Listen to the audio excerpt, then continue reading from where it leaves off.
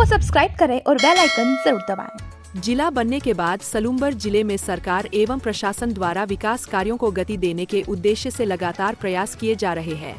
मूलभूत सुविधाओं को मजबूत करने के लिए जिले में सड़क, भवन, पुलिया सहित कई नए विकास कार्यों की घोषणाएं की गयी।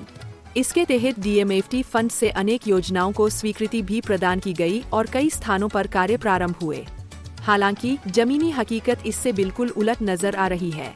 DMFT फंड से जुड़े निर्माण कार्यों में ठेकेदारों को कई महीनों से भुगतान नहीं होने के कारण जिले में विकास कार्यों की रफ्तार धीमी पड़ गई है।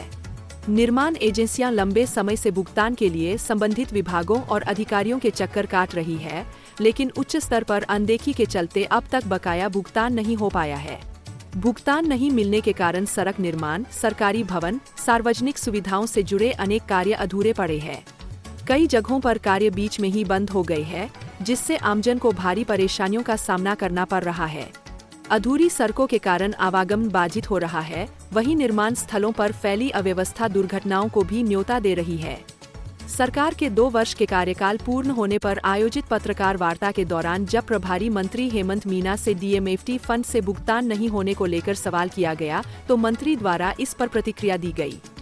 कुल मिलाकर जिले में विकास कार्यों की घोषणाएं तो लगातार हो रही है, लेकिन समय पर भुगतान नहीं मिलने से ये योजनाएं कागजों तक ही सीमित होती नजर आ रही है। सलूम्बर में बहुत सी सौगातें तो मिली है। DMFT फंड में जितने भी काम है पूर्व में काम, उनको फंड नहीं मिलने से अभी भी काम रुके हुए हैं। कई सड़क है जो भी ठेकेदार काम नहीं कर रहे, पैसा नहीं मिलने से। पैसा क्यों नहीं आ रहा DMFT फंड में? DMFT का पैसा तो आ गया ना, जारी नहीं हो रहा है ठेकेदारों को। नहीं अब हुआ है। मेरी बात सुनो, अभी आए मुश्किल से 15 दिन हो गए, 15-20 दिन हो गए, पैसा आ गया है। फाइनेंस से स्वीकृति करने का प्रावधान है।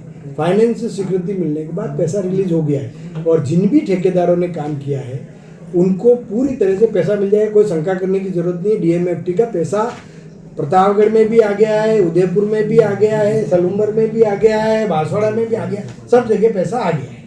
2022 में जो काम पूरे होने थे वो भी आज दिन तक पूरे काम नहीं हुआ। अभी भी 2022 में कांग्रेस की सरकार, हाँ, एक मिनट सुनो, और कांग्रेस की सरकार ने केवल बड़ी बड़ी बातें की और किस प्रकार वित्तीय व्यवस्था होनी चाहिए उसकी व्यवस्था कांग्रेस ने नहीं की। केवल घोषणाओं के ऊपर घोषणाएं, घोषणाएं के ऊपर घोषणाएं के अलावा कुछ नहीं किया। परंतु हमारी सरकार व्यवस्थित तरीके से वित्तीय प्रबंधन के साथ कार्यों की स्वीकृति जारी कर रही। आप 2022 का कह रहे हैं, उसके बाद के जो मामले हैं उसमें पैसे आने की जिम्मेदारी पूरी राजस्थान की सरकार की है। और प्रभारी मंत्री की हैसियत से मैं आपको विश्वास दिलाता हूं कि हमारी सरकार के दिन से जो स्वीकृतियां है उनका पैसा सब आएगा। उससे पहले कांग्रेस की मैं इसलिए नहीं कह सकता हूं कि कांग्रेस की सरकार तो केवल होटलों में चली थी और हम चल रहे हैं धरातल पर।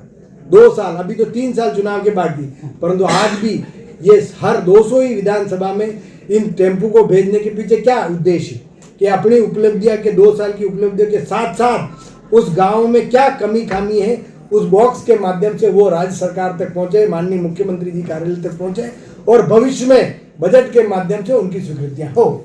विकास रथ यात्रा जो है वो जिले की टूटी फूटी सड़कों पे जाके आम जन को कैसे अपने विकास के बारे में बताएगा? जो भी रोड जो टूटे फूटे हैं, काम चल रहे हैं। पिछले 5 साल में, पिछली 5 साल कांग्रेस की बात है, उन्होंने नहीं किया, छोड़ो।